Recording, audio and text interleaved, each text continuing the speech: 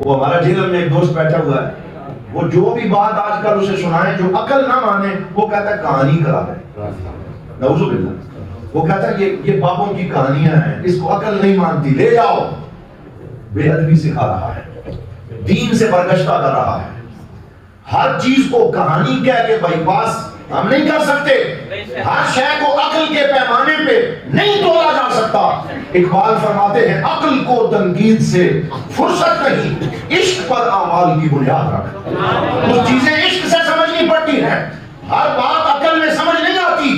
اگر ہر بات کو عقل سے سمجھنا چاہو گے تو پھر وہ بات قرآن کی تمہیں کیسے سمجھ آئے گی کہ حضرت سلیمان علیہ السلام کا تخت، ان کا ملکہ بلقیس والا، ان کا ایک غلام پلک جھپکنے سے پہلے کئی مہینوں کی مسافت سے اٹھا کے ان کے سامنے رکھ دیا۔ اب قرآن کی بات کو کہانی کہہ سکتے ہو؟ بولو کوئی کہہ سکتا نہیں۔ میں کیا آپ کو سناؤں؟ کیا اصحاب کہف جو 309 سال تک سوتے رہے اور اللہ تعالیٰ نے سورج کو حکم دیا، اے سورج جب تو چڑھے تو دائیں طرف سے ہو کے گزرنا، جب غروب ہو تو بائیں طرف سے ہو کے گزرنا، تاکہ میرے ان بندوں کی نیند میں خلل نہ پڑ جائے۔ 309 سال تک سورج کو ڈائیورٹ کر دیا، اس کے رخ کو بدل دیا۔ کوئی کہہ سکتا ہے کہ یہ کہانی ہے؟ اگر کہے گا تو دائرہ اسلام سے خارج ہو جائے گا۔ اس لیے معجزہ بھی حق ہے، کرامت بھی حق ہے۔ اللہ اپنے نبیوں کو معجزے دیتا ہے اور اپنے ولیوں کو کرامت عطا فرماتا ہے۔ یہ بات ضرور ہے کہ اتھینٹسٹی کو دیکھنا چاہیے، یہ بات ضرور ہے کہ حوالہ چیک کرنا چاہیے، لیکن اگر کسی بات کا حوالہ بھی ہو اور وہ مستند ذرائع سے ہم تک پہنچے، پھر کہنا بابے تو شاہی کوئی نہیں، ایسی باتیں کرنا، یہ باتیں کرنے والا خود رہنگا درگاہ ہو جاتا ہے اور وہ آہستہ آہستہ ڈی ٹریک ہو جاتا ہے۔ اس لیے الحمدللہ ہم سنی، بولو ہم سنی بے ادب نہیں، سارے ہاتھ اٹھا کے کہو ہم بے ادب نہیں۔ اس لیے ہمارے بزرگ ہمیں سبق پڑھاتے تھے، بے ادبہ مقصود نہ حاصل، بے ادبہ مقصود نہ حاصل۔ بے ادب خالی دامن رہ جاتے، انہیں کچھ حاصل نہیں ہوتا، ادب والے آگے نکل جاتے ہیں۔ حضرت اقبال نے عقل اور عشق کی مثال دی ہے، فرماتے ہیں کہ عقل بھی محبوب کا دیدار کرنے نکلی اور عشق بھی محبوب کا جلوہ دیکھنے نکلا۔ عقل کا امام ابو علی سینا تھا اور عشق کا امام جلال الدین رومی تھا۔ یہ علامہ اقبال نے کمپیریزن پیش کیا، فرمایا عقل کو لے کے ابو علی سینا نکلا اور عشق کو لے کے رومی نکلا، اور دونوں اپنے محبوب کی زیارت کرنا چاہتے تھے، اور محبوب ایک اونٹنی کے اوپر ڈولی اور کجاوے میں بیٹھا، اس کے اوپر پردہ تھا اور وہ صحرا میں جا رہی تھی۔ اب سنیں، فرماتے ہیں بو علی اندر غبارے ناکا گم، دست رومی پر در محمل گرفت۔ فرمایا عقل بھی نکلی، عشق بھی نکلا، لیکن اونٹنی کے پاؤں سے جو گرد اڑ رہی تھی نا، غبار، بو علی عقل کا امام اس غبار میں گم ہو گیا، اسے راستہ نہ ملا، اور رومی نے آگے بڑھ کے پردہ اٹھایا اور یار کا دیدار کیا۔ تو عقل تو غبار میں گم ہو جاتی ہے، عشق آگے بڑھ کے دیدار کر لیتا ہے۔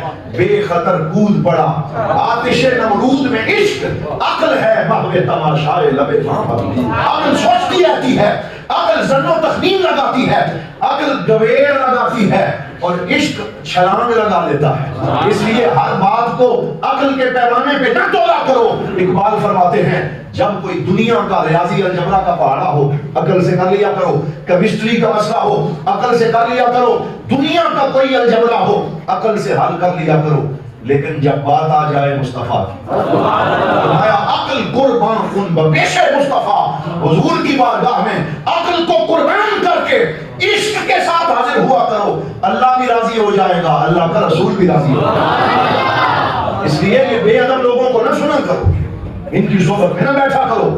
ہماری ینگ جنریشن ہمارے ہاتھوں سے نکل رہی ہے، یہ سوشل میڈیا پہ اس بے ادب کو سنتے ہیں، اور بھی کئی بے ادب ہیں، اور پھر اپنے ہی بزرگوں کے گستاخ بن جاتے ہیں۔ سب سے پہلے حیا کا ایک پردہ جو ہر رشتے کے درمیان ہے وہ ختم ہوتا ہے۔ میں آپ سے ایک سوال پوچھتا ہوں، یہ بیٹے اور باپ کے درمیان کون سا پردہ ہوتا ہے؟ حیا کا۔ بولو کون سا؟ یہ شرم حیا ہی ہے نا کہ ہم اپنے باپ کو باپ سمجھتے ہیں، اس کے سامنے سر جھکاتے ہیں، اس کی بات مانتے ہیں۔ ماں اور بیٹے میں کون سا پردہ ہے؟ حیا۔ استاد اور شاگرد میں کون سا پردہ ہے؟ حیا۔ پیر اور مرید میں کون سا پردہ ہے؟ حتیٰ کہ رسول اللہ کا اور ہمارا جو تعلق ہے وہ عشق اور حیا کا ہے، اللہ کا اور بندے کا جو تعلق ہے وہ عشق اور حیا کا ہے۔ تو جب یہ حیا کا پردہ نچلی سطح پہ ڈیمیج کیا جائے تو پھر آہستہ آہستہ یہ ڈیمیج بڑھتا بڑھتا وہاں تک جا پہنچتا ہے۔ میں چکوال کے اپنے ایک دوست کو جانتا ہوں، میرا شاگرد بھی تھا اور میرے پاس بیٹھنے والا تھا، بڑا نعت خوان تھا، حضور کا سچا عاشق تھا، لیکن جب سے اسے سننا شروع کیا، 2 ملاقاتیں جب جا کے اس بندے سے کی، ذہن ہو گیا۔ یہ میں آپ کو حقیقت بتا رہا ہوں، وہ لڑکا مجھے آ کے کہنے لگا میں قرآن پڑھتا ہوں، مجھے ٹیسٹ نہیں آتا کہ یہ اللہ کا کلام، نقل کفر نباشر۔ یہ میں آپ کو ایک المیہ بتا، میں نے اس کے سامنے شرح میں تعامل کھول کے رکھ دی علماء میں نے کہا ذرا بچہ مجھے یہ عبارت پڑھ کے سنا نا، یہ قرآن نہیں ہے، یہ تو عام عربی کی کتاب ہے۔ 2 سطریں وہ عبارت صحیح نہ پڑھ سکا۔ میں نے کہا تو قرآن کا ٹیسٹ لینا چاہتا ہے، تجھے تو عام عربی کتاب نہیں پڑھنی آتی۔ قرآن کا ٹیسٹ اسے ملتا ہے جو پہلے عربی لغت میں کمال پیدا کرتا، پھر جا کے اسے پتہ چلتا ہے کہ قرآن میں موتی کون سے ہیں۔ عشق والوں کو قرآن کا ٹیسٹ ملتا ہے، عقل والوں کو قرآن کا مزہ نہیں ملتا۔ اس لیے لیکن پھر یہ نتیجہ میں نے پھر اس نتیجے پہ میں پہنچا کہ ہماری نسل کے ساتھ جو دھوکہ ہو رہا ہے وہ یہ ہے کہ حیا اور شرم کا یہ تعلق تار کیا جا رہا ہے۔ فلاں تو شاعری کوئی نہیں، فلاں تو شاعری کوئی نہیں۔ ایسا کرتے کرتے کرتے نوجوانوں کو اتنا بدتمیز بنا دیا اور اتنا بے ادب بنا دیا کہ اب وہ کہتے ہیں آئی ڈونٹ کیئر، مجھے کسی کی کوئی پرواہ نہیں ہے۔ وہ سارے سمندر جاگ جاتے ہیں۔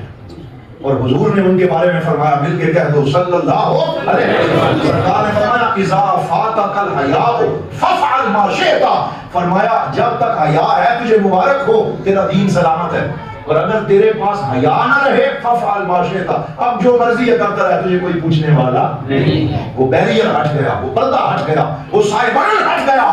تو لوگوں یہ حیا، شرم اور ادب کا سائبان ہٹانے کے جو لوگ کوشش کر رہے ہیں وہ ہماری سوسائٹی کے وفادار نہیں ہیں، وہ اس سوسائٹی کے دشمن ہیں، انہیں پہچانو، وہ کالی بھیڑے ہیں۔